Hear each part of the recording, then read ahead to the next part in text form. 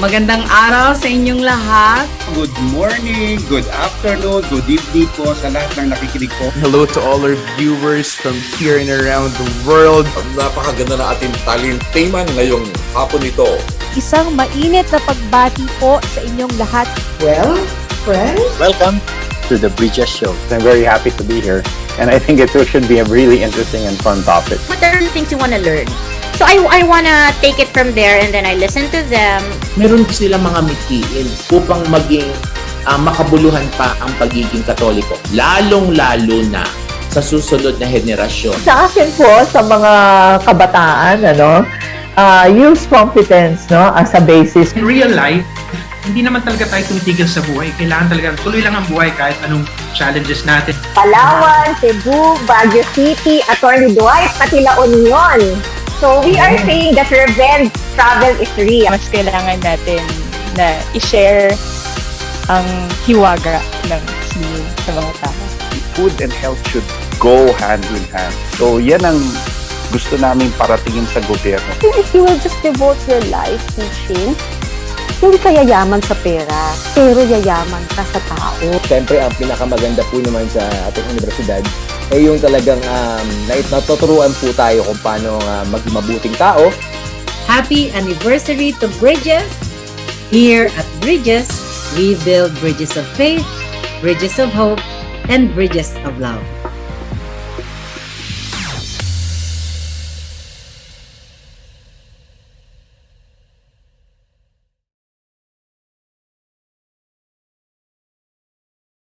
The UST Office of Alumni Relations, also known as OAR, has always been a unifying force dedicated to strengthening and nurturing generations of competent, committed, and compassionate Thomasians, all of them, of course, committed to the service of the church, the nation, and the global community.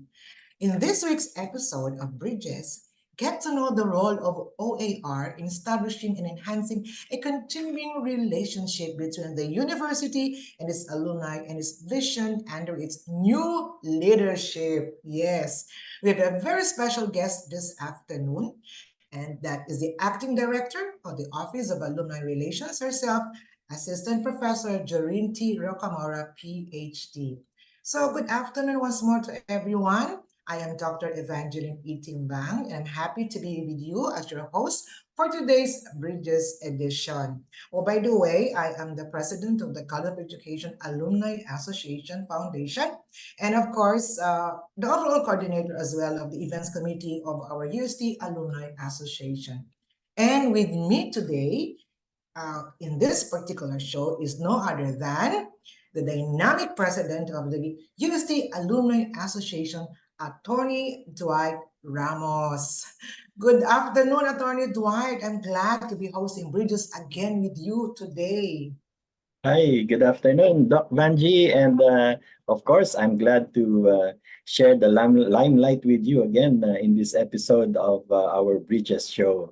And good afternoon din, of course, sa lahat ng ating mga nanonood, especially those who are in other countries, yung mga nasa ibang bansa. Good morning, good afternoon, and good evening to all of you. And to all first-time viewers, Bridges is a University of Santo Tomas Alumni Association a virtual talk show that showcases and provides notable Thomasian alumni an opportunity to share their expertise and experiences on various topics for lifelong learning.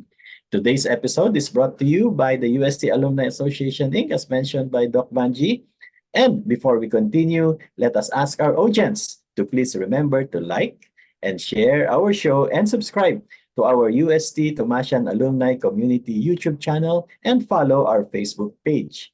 Ito po ay isang malaking pagsuporta sa programang ito. Maraming salamat po. Well, Atty. Dwight, that's a very good, invitation to all to be involved in the Bridges program. By the way, ano ba ang latest sa UST Alumni Association ngayon? Sige nga, mag-share nga tayo, Atty. Excited ang lahat na nanonood. Yes, marami talaga. Marami tayong development sa UST Alumni Association. That's the federation of all the alumni associations in UST. And of course, very big event that started our year this year, 2024, was the Thomasian Alumni Cup. So we held a golf tournament in Yes. Pampanga. Well, it was a sold out event, and we're very happy that we were able to do it. So napakaganda at napakaswerte at nagkita-kita tayo lahat doon. And of course, we just had our board meeting last Saturday in preparation sa ating General Assembly. Alam mo, ang General Assembly ng Alumni Association Inc. natin happens every March. So last Saturday, nag-meeting ng board at we are already preparing for the General Assembly, which will kick off another year of service for our alumni associations. Yes, I remember how we ended the year last 2023 with so many fulfilling and exciting projects. And of course, this year promises another batch of exciting activities for all our alumni, no? So with that, maybe we believe that there is an important role being played by alumni associations. Yes, it might be challenging for us on how to run our respective alumni association, but we see that these associations or groups are progressing and are growing as well, no? Especially to those active members who are always there to support, no? But having an office of the alumni relations in our university is doing a great job, helping us a lot in, of course, all our endeavors. And now we have a new acting director. Naku, Atty. Dwight, nakaka-excite na to. Huwag na natin patagalin, no? So maybe it's the right time to introduce our guest today. Oo naman. And of course, I'm very honored to introduce our guest today, Dr. Joreen T. Rocamora, who is an academic staff from the Department of Tourism Management of the College of Tourism and Hospitality Management, or CTHM, here at the University of Santo Tomas. She served as the college secretary in academic year 2016 to 2018, faculty club president, academic year 2018-2019, faculty club secretary again on academic year 2020-2021, and community development coordinator for academic year 2020-2021 as well of the College of Tourism and Hospitality Management. She's currently the acting director of the Office of the Alumni Relations of the University of Santo Tomas. She's the former director of the Office of Public Affairs for academic year 2021 to 2023, and she obtained her Bachelor of Science in Tourism Management cum laude in 2005, Master of Science in Human Resource Management cum laude again in 2013, and Doctor of Philosophy of Human Management cum laude again in Yes. Doctor Meritus dissertation in 2019 from the University of Santo Tomas. Her research interests include competence, acquisition, leadership, public relations, and community development. To share with us more about what she does now in this exciting world of the alumni, let us welcome to the show Dr. Joreen T. Rocamora. Yes, welcome. Mabuhay! Mabuhay!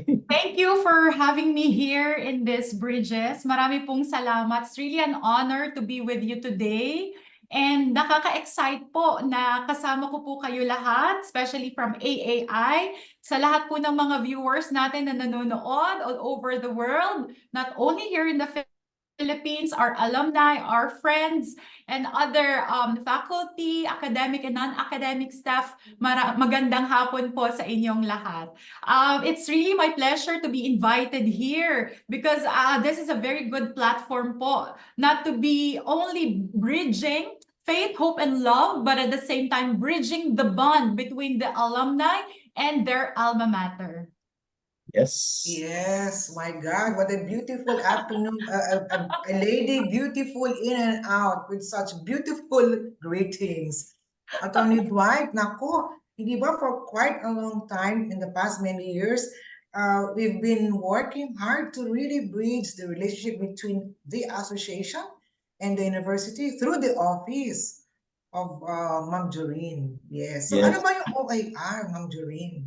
Well, of course, no, we should also recognize the efforts of the former director, Assistant Professor Pradisubindo Medina, who have also shared with us his expertise when it comes to bridging this bond. So, ang OAR po, it is really the primary arm of the university in forging and sustaining that tie or link with the alumni, especially in strengthening generations of competent and compassionate Thomasians who are committed to serve the church and the whole country. So this is not only an office, but it's the heart and soul of a vibrant Thomasian alumni community. So tayo po kasi, Ma'am Timbang and Attorney Dwight, under po tayo ng public presence directional area ng university. Oh, yes. And of course, ang Office of Alumni Relations,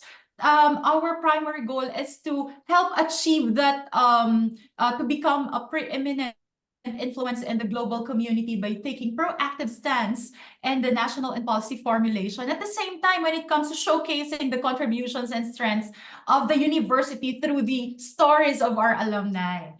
Ayan. So, kung mga functions ang office, syempre po, nandyan yung engagement and communication, nandyan ang networking, career mentoring, nandyan din po ang ating mga possibilities for donations and managing efficient funds for opportunities for scholarship and other advocacy programs.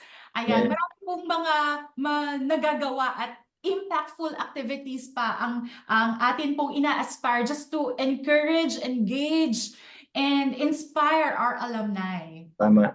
And of course, talking about this, alam mo, Ma'am Vanji, kahit mag-usap tayo ng 3 araw ni Ma'am Joreen, I'm sure hindi natin matatakal lahat yan. Hindi ba? Ako, non-stop si Dr. Joreen just to express her dreams about the new office she's managing. Correct. Yes. And totoo naman, because through the years, I think the OAR has really played a role, yung mga sinabi ni Ma'am Joreen kanina, in nurturing the alumni. And which means alumni, kasi kung minsan medyo nalilito tayo, we seem to not recognize that iba yung alumni mismo as an individual, as a person, and that the OAR also takes care, but also of the associations. Not only the associations, the chapters, and then if you go down more regarding the agrupations, meron pang mga batches. And then yung batches, meron pang mga classes. And of course, we know naman how big we are, Ma'am Vanji, no? How big is UST? Okay, in terms of what, Attorney Dwight? Population. Ayan, kasi merong faculty, may student, may supporting staff. Yes, we have more than more or less 45,000 students already. So ang dami estudyante pala, ang dami na. Imagine yung batches every year na produce na graduate times the number of years of existence of UST. My God, we have millions of graduates already. And so you would think, and the task is how to reach those who are still around, no? Yes. Okay. And so you would think, yung mga binanggit kanina ni Ma'am Joreen, no, siguro yung kanyang opisina 100 person staff ang kanyang office. Sa dami, oo. Imagine. Talking of that, so siguro we want to inform the people that watching our show. Ano ba yung sinasabing networks of OAR? Wow! Alam mo, nakakatuwa naman po talaga, Ma'am Vanji, kasi katulong natin ang Alumni Association Incorporated headed by Attorney Dwight and syempre ang Dr. Songko, because we couldn't do this without our office alone. Because of this network, we have 22 college-based associations. We have 21 local-based chapters. Dun sa 21, meron po tayong 6 international chapters and 4 interest groups. And we're looking forward to forming additional location-based chapters, not only here in the Philippines, but also abroad. They have already expressed their interest. Yes, kaya kung Ma'am Vanji binanggit kanina, pag titingnan mo lang lahat ng mga numbers na yan, ang tao ni Ma'am Joreen sa office niya 100 mahigit. But actually, konti lang sila ngayon, di ba? Correct. They're doing a great job already. Yes. Sa dami ng networkings na ito. Yes.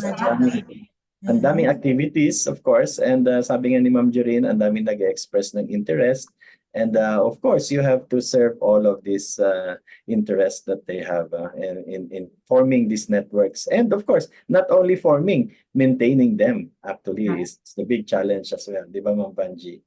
Yes, attorney. By the way, hindi lang networks of associations, chapters, and interest groups eh.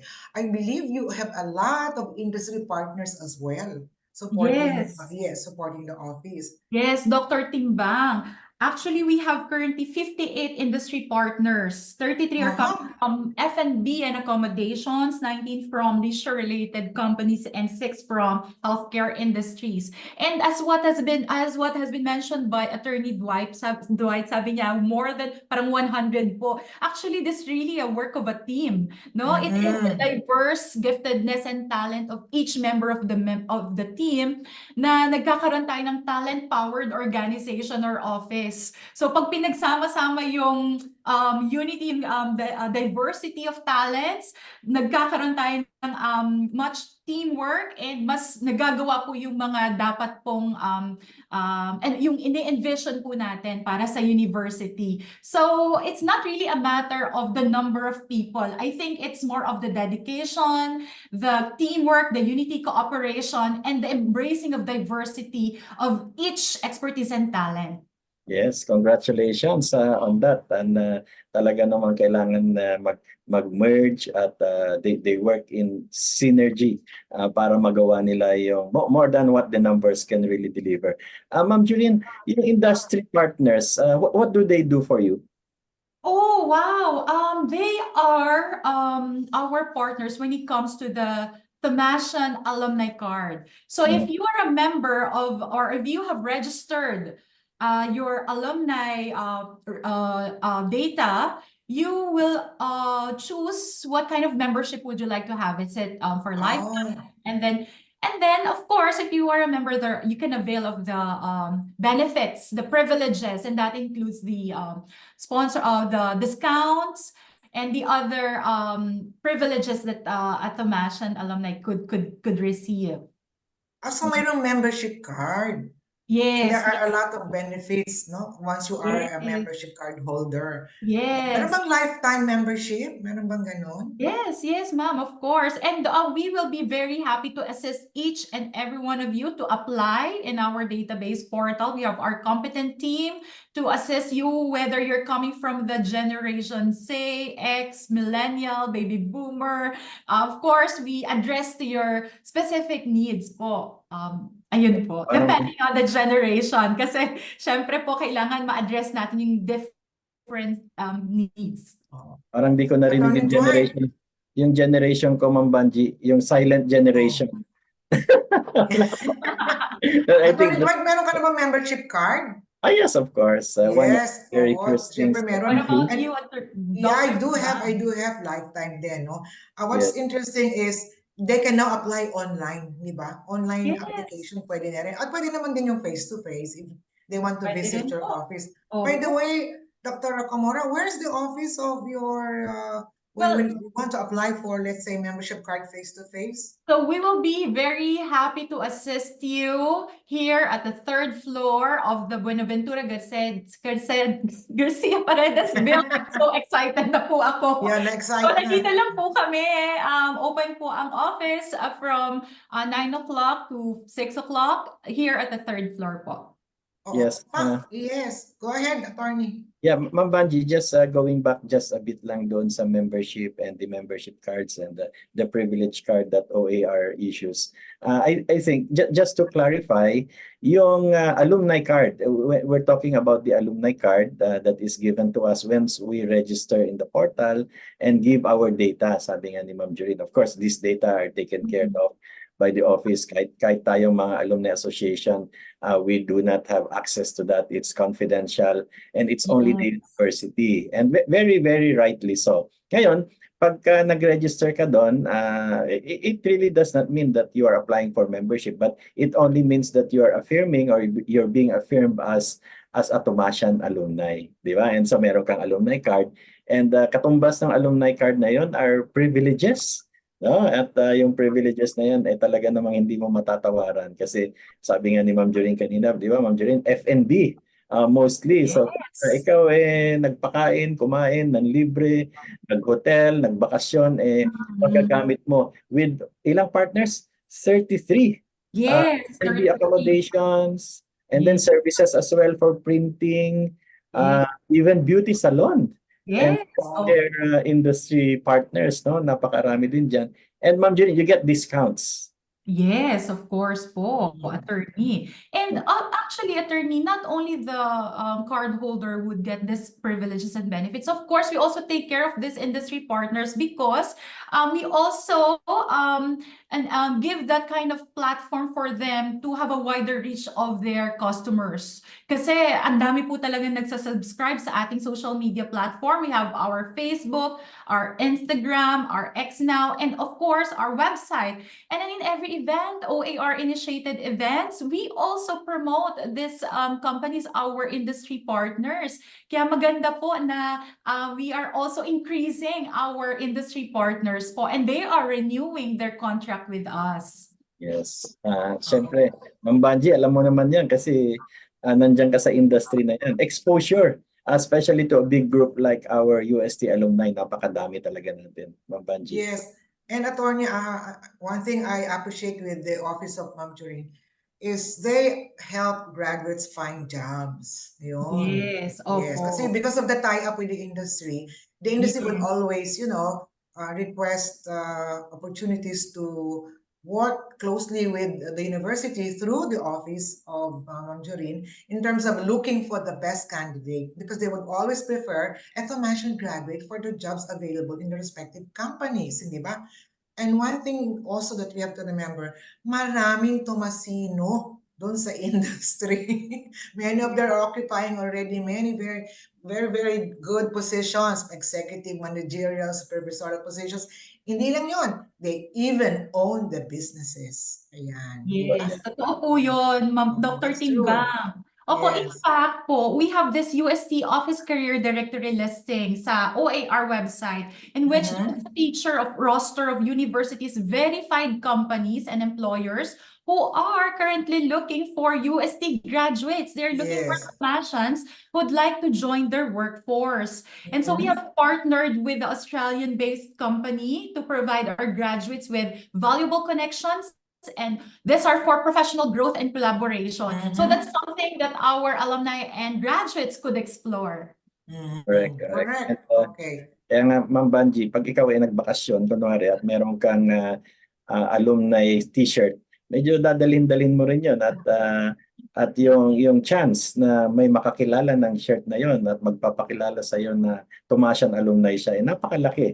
You know, last year, I was in El Nido at gamit ko yung shirt ko ng alumni. Sabi niya, sir, yung pinaka-manager mismo ng resort, sabi, I'm also a Thomasian. And very proudly, sabi niya, ito mga kasama natin, Thomasian din lahat ito. Kasi nga, yung network at pagka naghanap din sila ng kasama, they always go back, of course, to OAR, to the UST, and to look for other Thomasians that can also help them. Yes. Ano kaya sikreto, Dr. Rocamora and Tony Dwight? Ba't kaya preferred nila for hiring the Thomasian graduates? Ano kaya sikreto? Alam niyo ba? Tatlo lang yun, tatlong C lang yun. Tatlong C. Hindi na yata sikreto yun. Hindi na ba sikreto? Di ba? Of course, very, very competent talaga. It's not lifting our benches, but you know, we are happy that our Thomasians are in good places, good jobs, good positions, because they embrace the culture of excellence. So malaking bagay ang OAR office para ma-connect lahat sa kanila. Diba? Ayan, nakakatuwa. Ang very active, very dynamic. Yung ating 3 Cs. Yes, the 3 Cs. That bind us together. Yes. Because we have the seal. Ako, ayan pa, SEAL. The seal of the Thomasian education. Yes. So, Director Rocamora, how do you think all of these 3 Cs and seal would help nurturing the Thomasian alumni community? Oh, okay. Since I assumed the post po last January, we've had a lot of initiatives already. 1 month pa lang po, parang ang dami na pong nangyari. So, of Yes, course, naku. we share our expertise. Unang-una sa team nga po. We do our brainstorming during our planning, and then we really embrace these differences and yung mga creative minds. Kasi the office po has really diverse talents, and marami po silang creative ideas, and one of which is the sharing of expertise when it comes to how to network again, reactivate our chapters, and assess or gauge the level kung paano namin sila masusuportahan. So, ang Singapore po, pupunta po sila dito to reconnect, and so that we could reactivate the chapter, and then meron pong nag-express din locally ng power ng chapter. So in that way, yung networking, yung amin pong ability to reach out again. One of it, you know, Ma'am, Dr. Timbang and Attorney Dwight, just since I started po, nagpunta po kami sa mga industry partners personally to just give that personal touch and let them know that we are here, and that we are reaching out to them, giving them tokens from the university, making sure that the university is top of mind when it comes to collaborating with them and partnering with.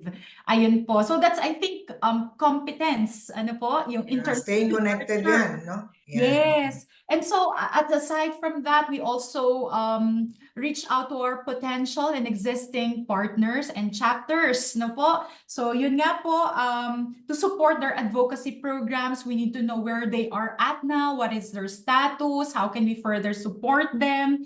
And then also, we ensure the visibility of OAR's presence in terms of the AAI initiatives and activities, because that's something that we can show our compassion and our care, knowing that we are there for them during these important events and reunions that they have once in a lifetime. That whenever they go back to the university, we are here for them, and that we are part of that milestone that they are celebrating. So making sure that we are supporting the initiatives of AAI, especially during the first Thomasian Golf Cup tournament, supporting their advocacy, and also making sure that we are present during the alumni homecoming. And also, aside from that, ayun nga po, nakakatuwa naman po na meron pong additional na recognition abroad sa Hong Kong para po masimulan po itong alumni chapter din po dito na may maganda rin pong advokasya. Ito po yung pag-uplift ng image ng mga professionals, Filipino professionals in Hong Kong. So, suportado po natin iyon. Yan, dyan papasok talaga yung nurturing the alumni to do their share, not only in service to the alumni community, the university, but also in the community and the church. So very, very, very relevant yung mga projects and advocacies natin when it comes to that, Ma'am Banji, di ba? Yes. Dr. Joreen, you mentioned about staying connected with them. With this, onset of technology, ayan na. What do you think are you doing now to connect with them because you have the aid of technology? Well, Dr. Banji, I think it's very important talaga that we have an updated contact information, email address, because that's how we would be able to reach out to them with the advancement of technology. So, how to do that? Number one is really to synergize with different offices of the university in terms of overhauling our system, our database. Kasi po, in that manner, kapag meron po tayong tulong na nakukuha from STEPS, from ICT, madali po nating makakakuha yung maintenance nung ating current information, ma-update po yung kung ano yung nandun sa database, mapaprompt po yung mga alumni na after 6 months, yung mga about the changes in their contact number and information. So, kailangan po namin ng tulong ng iba-ibang university offices po. And nakakatuwa naman po because we are in the process. There's a progress in terms of overhauling the system. So, that's basically number one. We really need to get that accurate, correct, right, and complete information of our alumni. In that way, we can maximize the use of technology and leverage on it. And also, it's important that we also ask and inquire best practices from different universities abroad so that we can benchmark, we can share this kind of practices, what they are doing currently, what are those good practices that we can also adopt with, so that we share this information in a way that we are helping each other, di ba po? Ayun. Yes, and staying connected also really means that when you are connected, you get to benefit from the list of or the menu of services that OAR can do for you or the university can do for you as an alumni. So going back just a little bit, Ma'am Joreen, yung list of services ninyo, siguro we let them know para alam nila yung namimiss nila pag hindi nila kayo kinontak at nag-register sa portal. Di ba? Oh, ayan. That's right. So, kaya nga po nakakatuwa po itong platform na ito kasi nade-disseminate po natin yung mga information na dapat alam ng ating mga alumni, the alumni ng ating primary stakeholder dito. So, syempre po, number one, ang service po ng OAR, we help you in terms of the issuance and the management of UST Alumni card. Once you have that card, you get the privileges, the benefits. You can go inside the university during university events such as the Paskuhan.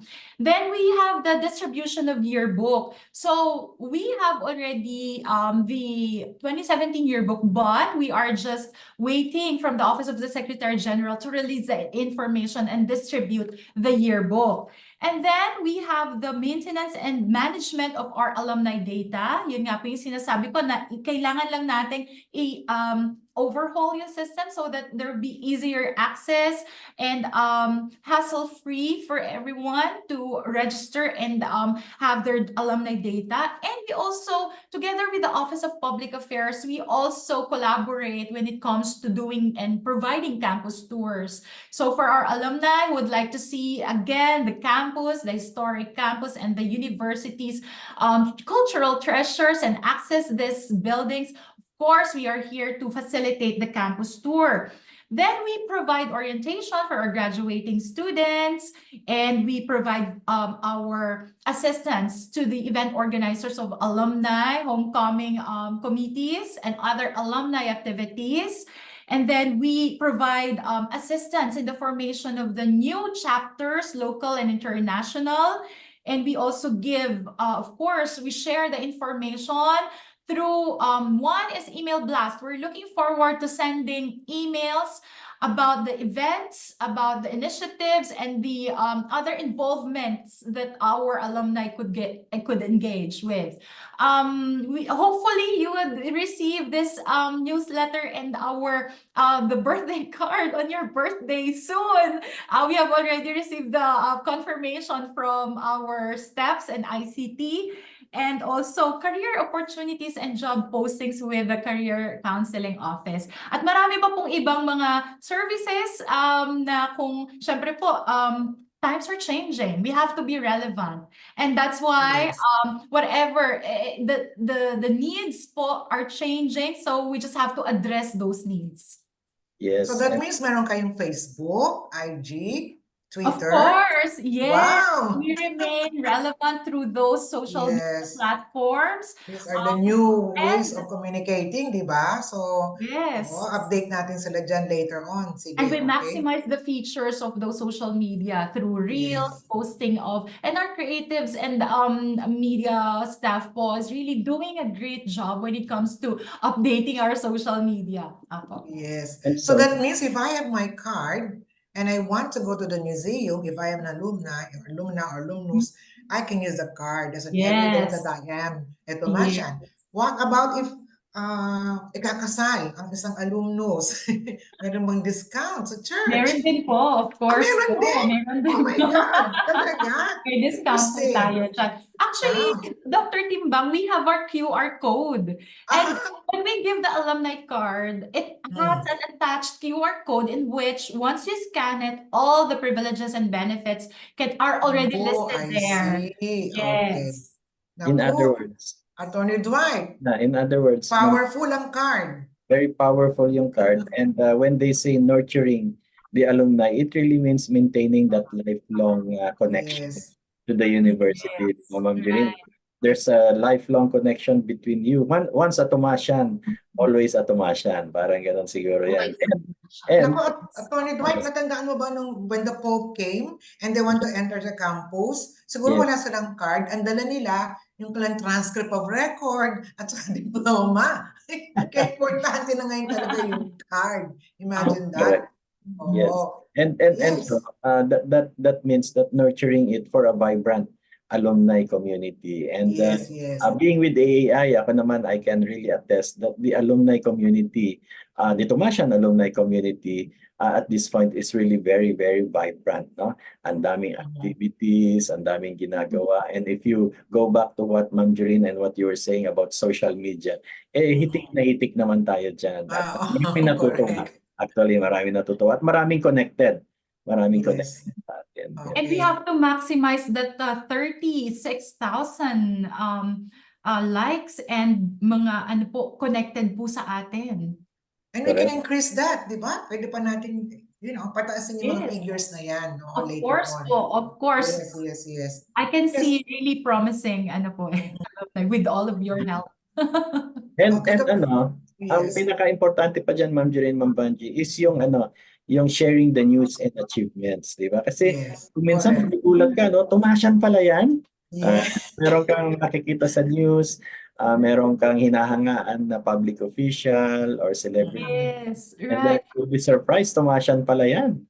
Yes, kaya nga po, Attorney Dwight, meron po tayong project na ginagawa ngayon na we will be featuring alumni from different colleges, academic units to be featured in our social media that has more than 36,000 friends and likes who are connected. And in that way, they'll be more inspired, no? So we have just received mga notable alumni from different colleges. And nakakatuwa naman po kasi we are supported by the academic units in terms of this project. And in the future, in our UST website, through the project of Director Philip Hernandez, mafi-feature din po ang ating mga total awardees po.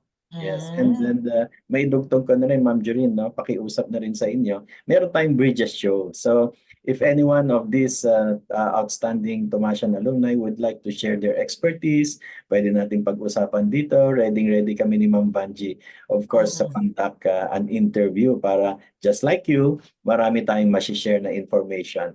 Particularly in lifelong learning, di ba, Ma'am Banji? Yes, I remember, Dr. Joreen, we also have some projects, the OAR have some projects in the past about career mentoring for undergrads and graduates, right? Yes. May mga seminars kayo. Ano ba yung mga nanyata kung natapos o na-achieve ng mga seminars and webinars, career advice? Yes.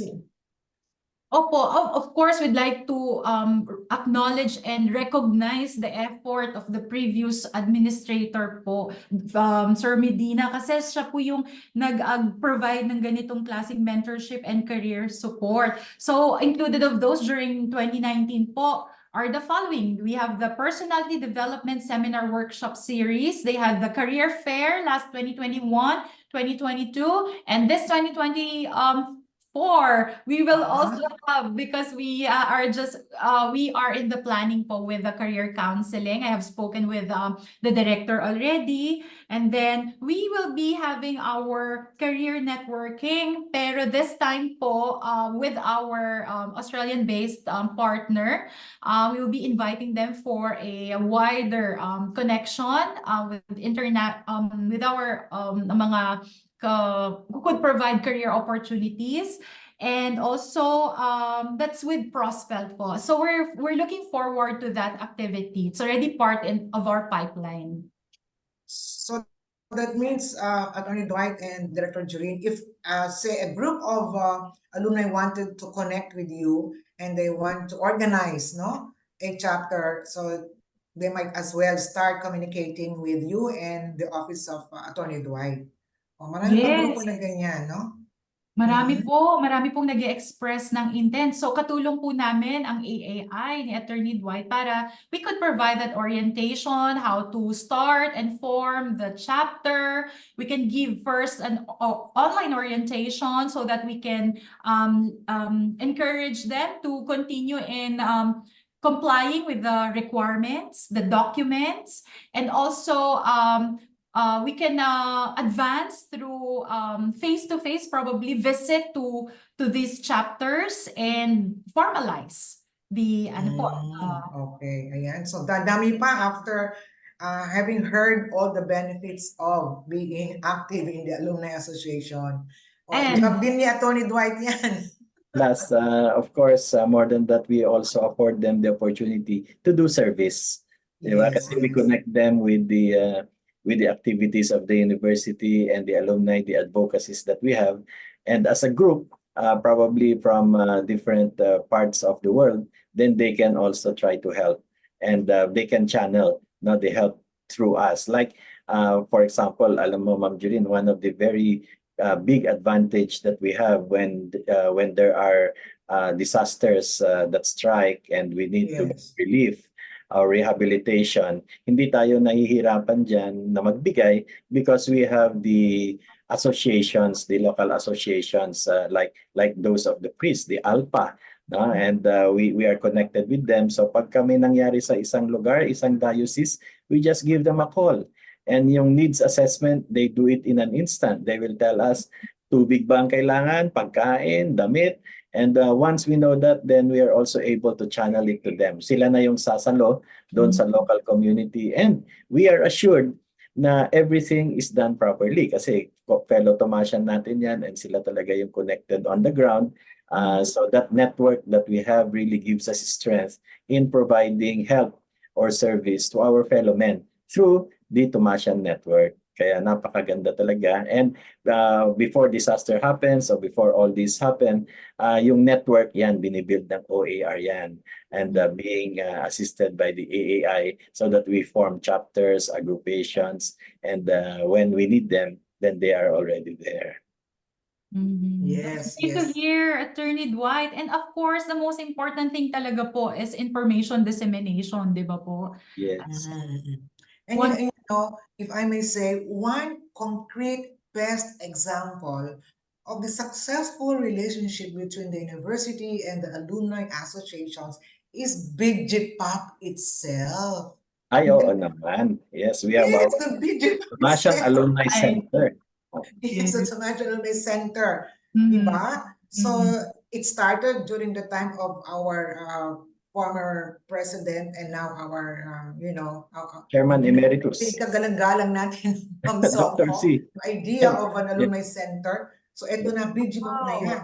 And you could just imagine every room in this building is a donation of a group of graduates of different colleges, especially the College of Medicine. Ayun na, napakalinong example na magandang relasyon ng mga alumni at ng university. And talking of donations, therefore, I think this is one of your projects. Still, yes, lot of donations are coming, di ba? Opo. Actually, we have a lineup of our sports and arts-related fundraising activities po. That's in a way for us to cultivate this relationship with potential donors among alumni to encourage them to support the university through scholarships, endowments, and capital campaigns. So this February 12, we would like to invite you to the upcoming 6th Rector's Cup. That's the annual alumni golf tournament. And it will be held, it will be held at the Eagle Ridge Golf and Country Club, Cavite. The proceeds of the event shall be for the benefit of the Thomasian athletes. Nakakatuwa po kasi this is going to be the biggest tournament that we will have. More than 280 players have already registered, and soon, probably in the future, we'll have 2-day event kasi po it's coming large. So ayun po. Yeah, increasing number of alumni being involved, no, through activities like this. So talagang multi-function, multi-projects, all in the hands of your office. Yes, sir, Attorney Dwight. And talking about that, syempre, sinabi ni Ma'am Joreen, it goes to support our athletes. Diba? Go, Ste! Yeah, go, Ste! Syempre po. Hopefully, ngayon po, mas mataas po yung maibibigay po natin sa kanila, sa ating mga Thomasian athletes. Ayun po. Very good. And this and a host of other activities that you have in mind moving forward, Ma'am Joreen, meron ka pang gusto i-discuss dyan? Oh, wow. I would really like to take this opportunity to let you know that there's going to be an international pilgrimage tour for our alumni. We are doing the pre-planning activities already. And this is something that speaks about our identity. Can you guess what is it and where is it? Where is it? Yung ngiti mo na yan, exciting yan. Saan pa ba? Baka pupunta tayo sa Rome. Wow! Okay, so it's going to be at the sites or at the places with significant or with the footsteps, where the footsteps of Saint Thomas Aquinas. I see. So you have an idea already what are those? Yeah, kinabahan ako, kala ko punta tayo sa Israel eh. Baka hindi na muna. But we might go to makikita na natin yung totoong sa Kalirwega, di ba? Yung Plaza. The real version. Wow. Opo. Naku, sana po ma-invite po natin yung mga alumni dito kasi being Thomasians, napaka-importante po that we also embody the values and probably the life of Saint Thomas Aquinas, especially that it's going to be the anniversary, that 800th anniversary of the birth of St. Thomas in 2025. So we still have 1 year to prepare for this because the full program will take place on December 2024 to January 2025. So, but the trip will be on 2025. After Christmas of this year. This year on trip. Until January 2025. So hopefully, marami pong makasama dito kasi yun nga po, it's also the 800th celebration of the 800th year birth of St. Thomas. Attorney Dwight, kailangan na mag-save. Yes, exciting. Tayo. Yes, we have to start saving our dollars. And yes. That's one of your surprises for the year, right?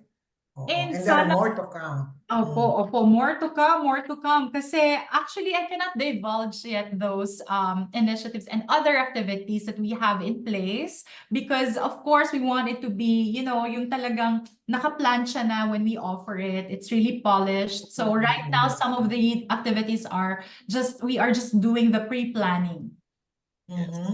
And interesting also to know the activities of other alumni associations, di ba? Yes, yun naman po ang itatanong ko rin sa inyo. Ano po ba yung mga tulong na maibibigay namin sa inyo? Ayun na, Attorney, get Especially ready. year in, year out, we do have traditions. We do have traditions already dito sa UST at nagpapasalamat naman kami for the support of the university, the support of OAR. Alam mo, meron tayo syempre yung Santa Cruzan sa UST, which we're already doing it every year. And ito, malapit na naman, mag-May, April-May, meron tayong Flores de Mayo, and all these activities that enhances the cultural aspect of our not only being Thomasians but being Catholics and also reminiscing our past no, and looking to the future of enjoying further, especially yung mga kabataan natin na makita nila, ma-witness dito sa campus yung mga cultural activities na ginagawa natin. Of course, we also have the Distinguished Thomasian Alumni, which is happening again in November this year. We're looking towards the support also of the OAR again and the alumni associations. And one of our signature projects is, of course, the AAIG, or the Alumni Academe Industry and Government Summit, no? Which brings together itong different sectors na ito to enhance the learning of our students, and so they become more ready for the world of work. So we're doing this year in, year out, and a host of all other activities. Yes. Nakaplansya na yan, Dr. Joreen. It's already on the planning list, and therefore, it's a matter of implementing them, of course, with the help of your office. Ayan. Yes, of course. Yes. And of course, the Alumni Association homecomings of the different groups, no? Marami na rin. Kami sa College of Education, we are already planning for our alumni homecoming sometime in September. And another one next year, because we're preparing for the 100 years of the College of Education in 2026. Yan. So marami ng mga plano. And that's only possible if, of course, you will be with us. So we always pray that we work together in achieving our common dreams for our alumni associations. Of course, we're happy that we have dynamic, bright ladies and gentlemen and officers in every association. No? Yes. And we see how really you are trying your best to, your office in particular, to assist, to extend your hand, and to really achieve all those goals for the sake of our alumni and our dear University of Santo Tomas. Ayun. Yes. Okay. It's basically really building partnerships with Yes, building of course, with the partnerships. university, with the OAR, and then amongst the different associations, and then collaboration on many activities. And that is, of course, to nurture a vibrant Thomasian alumni community. Okay. And with that, we hope we were able to give some at least fundamental information to those who are watching the show, because sometimes they ask a question, why are there two fees? Bakit merong alumni fee, care of UST, and alumni fee, care of their association? Siguro, Atty. Dwight, i-clarify din natin yun. So that's to entice them to become active members of the association. Remember, for the undergrad, before the graduation, they're already, a part of their tuition is already the fee for membership to the alumni association. Maybe you can, you have explained actually what are the benefits of being a member of that card, or being a holder, an eligible holder of that card. Now, on the other hand, yun namang alumni association membership card for the college in particular goes to the all the projects and activities of that particular association or college, no? So medyo magkaiba sila ng kaunti. Ang importante, happy sila na member sila ng dalawang organization, the UST membership card and the college membership card. Yeah. Yes. They benefit to both of these. Yung USTs, actually, that's the alumni card. Yes. Not really, you can say strictly membership, but that is their identity as Thomasians. Yes. And under the Right, office right. of the OAR, a lot of services really go with it. Yes, It's right. hindi matatawaran yung mga ginagawa, at sabi ko na, no, you will think there are 100 people in OAR, but they're really just a handful, and doing all of this, we're very glad and we're very happy, and of course we admire the efforts and all the activities that they are doing for us. And of course, dito naman sa other side, yung membership talaga is your membership in your different alumni associations. Like myself, I'm a member of two, actually. Hindi naman to exclusive. Of course, I'm a member of the UST Law Alumni Foundation, very active. Mamaya, meron kaming, yan, nakapink ako. Oh, kaya pala naka-pink. Meron kaming Valentine's party, no? Napakaaga. Really? Wow. And also, I'm a member, and I'm the president actually of the Thomasinong Ilocano, which is a geographic-based alumni association that is located in the Ilocos region. And then yung akin dyan, yung part ko is de La Union. So Thomasinong Ilocano, shout out sa inyo. I'll be going home again. At syempre, pag nandun ako, magmi-meeting kami ulit, paulit-ulit, because it's really enjoyable when you are with your co-Thomasians at yan pa. Yan kasi ang I think napaka-importante sa ating trabaho, Ma'am Joreen, dito Ma'am Banji, itong ating Bridges, is really promoting the university brand. Diba, Ma'am Joreen? Can you talk a little bit about this university brand that we do have as Thomasians? Yes, sharing, no? And of course, promoting the brand.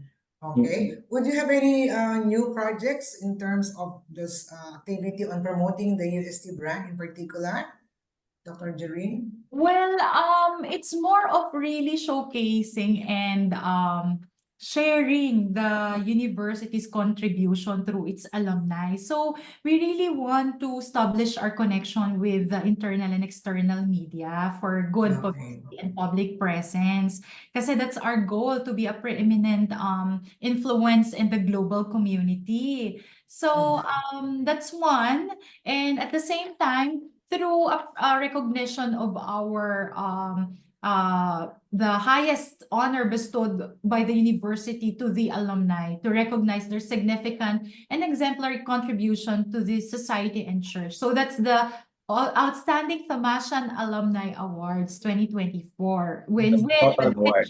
Yes, the total awards, the nomination is until May 31, 2024. Yeah, I see. And of course, that is much awaited in terms of not only the Thomasian community, but also especially sa Philippines, because these people are the ones you really admire. Yan nga yung binabanggit ko kanina. It suddenly comes to mind na, uy, Thomasian pala siya. Di ba? And then Ma'am Joreen also talked about the brand of being a Thomasian na yung active talaga sa community, active sa pag-help, pagtulong, and pag-deliver ng services. So pagka sinabi, ay lumapit ka dyan kasi Thomasian yan, that in effect, we are very successful in promoting the Thomasian brand. No? That is true. At this point, will you allow me, Dr. Joreen, to ask you a personal question as the new director? Sure po. Kinakabahan na si Ma'am Joreen. Maybe Medyo you have po. an idea of what I'm going to ask you. Well, actually, we work together in the College of Tourism and Hospitality Management, no? Nagkasama po kami ni Ma'am Joreen when we're still in the College of Education building when she was the college secretary. So, Ma'am Joreen, this is my question. Are you ready? Miss Universe. Yes Miss po. Universe. No, it's just asking, because I know you somehow already as a hardworking, dedicated educator, teacher, and so on. So now that you are assuming the position of the acting director of this very important position, how do you think you would manage your time and your resources with all these networks under your care? Oh, you mean In and out. Yeah. Ang dami ng networks. the networks? Yes. Oh, it's really, I think it's really about relationship. That's why it's called alumni relations. It's about maintaining that relationship. So there's human involved in there. We are talking to people. So there has to be the connection with sincerity. So basically it's being able to bridge the gap, the differences, to be able to be the medium for unity, coming up with just using my compassion, our compassion, the office's help in order to sort out some differences, provide that kind of peace and healing to some kind of previous challenges. And I think just being guided by the grace of God, because and under the guidance and supervision of the mentors and those who are knowledgeable, and through synodality as well, I think consulting with others, being able to know where they're coming from, listening to them, making sure that they are heard, even coming from different levels of leadership and the hierarchy and the organizational structure. So I think that's where human relations would fall in. Yes, very well said, Ma'am Banji. At syempre, pagka Thomasian ka talaga, yan ang mga natutunan mo sa ating training and education. Pero ang tanong yata ni Ma'am Banji is, may time ka pa ba para sa sarili mo? Busy ka, Ma'am Joreen, ha? Actually, that's what I'm trying to drive at. Okay. I think, Ma'am Banji, if Dr. Timbang, if you love what you're doing, it doesn't count if is it really work? When you just love what you do, it's as if you're just playing because you're enjoying it. So it's also you're sharing yourself to others, but at the same time, you're not counting the cost because you love what you do. I think that's it. Did I answer your question? Yes. So, ibig sabihin, di bali nang walang oras sa sarili pa, nag-e-enjoy naman siya, Ma'am Banji. Correct, oo. Basta love niya, yung ginagawa niya, di ba? May love, may passion. Sabi nga, may commitment, at may compassion, at number one, may competence naman to do all these things entrusted to your hands. Yeah. Yes. Going to the Oh my God, it's almost time. Ano ba yan, Atty. Dwight and Dr. Joreen? Napakikli naman ang ating oras. Okay, Dr. Joreen and Atty. Dwight, maybe one last thing that we want to know from Dr. Joreen. Isang What would tanong be na lang. Yes. Lalong kinabahan si Ma'am Joreen. Isang tanong. Hindi na ito Okay, pang last question. universe. Yes, Last question. What would be your final message to all our alumni? Ayan ang final question. Ayan, ako. So, sana po ma-encourage po namin kayo at ma-inspire kayo na maging involved at maging engaged sa mga initiatives and events po, hindi lamang ng OAR, pati ng AAI, at gayon din po ang university. We are just here for you po. If you need any assistance, just let us know. And siguro the only thing that would bind us would be these values po of compassion, commitment, and competence. And at the same time, that we are guided by the motto of the university, which is the Veritas in Caritate, or truth in charity. We hopefully be able to embody that by God's grace, showing our malasakit, setting out differences, being able to reach out to others and help in our own ways not only to serve the church, the country, and the society, but at the same time, as a living testament of becoming the Thomasian, that it may always live in our hearts. Ayun po. Thank you. Beautiful. Thank you for that message. Very spontaneous po yun. Parang ang hirap lumabas ngayon sa Arch of the Centuries. Kasi lumabas ka sa Arch of the Centuries based on what Ma'am Joreen is saying, you truly have that identity. And so having that identity, you have the obligation to live up to it. And that is being a Thomasian. Di ba, Ma'am Banji? Yes. And we're so thankful that for the past many years, the office of Ma'am Joreen has been gifted with so many really good, bright leaders. And now we have, in the person of Dr. Rocamora, taking care of the future, the next years of the Office of Alumni Relations. So we'd like to thank you for this. And of course, we also would like to thank the UST Alumni Association for sponsoring this episode of Bridges. Yes, thank you, Ma'am Joreen. And we hope to see you again and again. Yes, looking forward. Yes, as we serve the community, the Thomasian Alumni community. Maraming salamat. Thank you also for this opportunity and congratulations. Yes. I think there are some announcements, Attorney. Correct. Yes, and the USTAAI Bridges and the Thomasian Alumni community, of course, would like to extend its deepest sympathy to the family of Sir Lyndon Paul Soresca.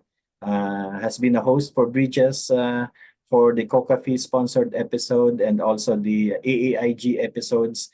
And we request everyone, especially the alumni community, to pause and pray for the eternal repose of the soul of our very, very good friend. So a moment of silence, please.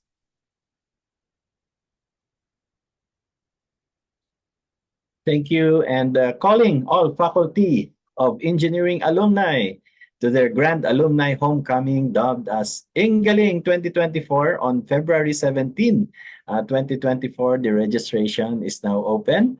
Mag-register na kayo. Inaasahan kayo dyan lahat para mag-join. Okay, before we end the show, we would like to thank all our alumni, students, and friends who have faithfully watched, shared, and liked our Bridges episodes. We share with you the blessings of Bridges and do continue to stay with us. Like and share our show and subscribe to our UST Thomasian Alumni Community YouTube channel and Facebook page. The past episodes of Bridges can be watched in your YouTube channel. Thank you for joining us today.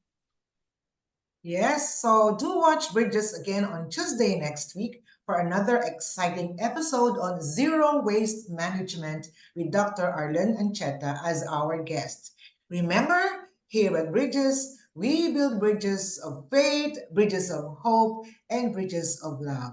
Enjoy the rest of the evening. God bless us all. Mabuhay!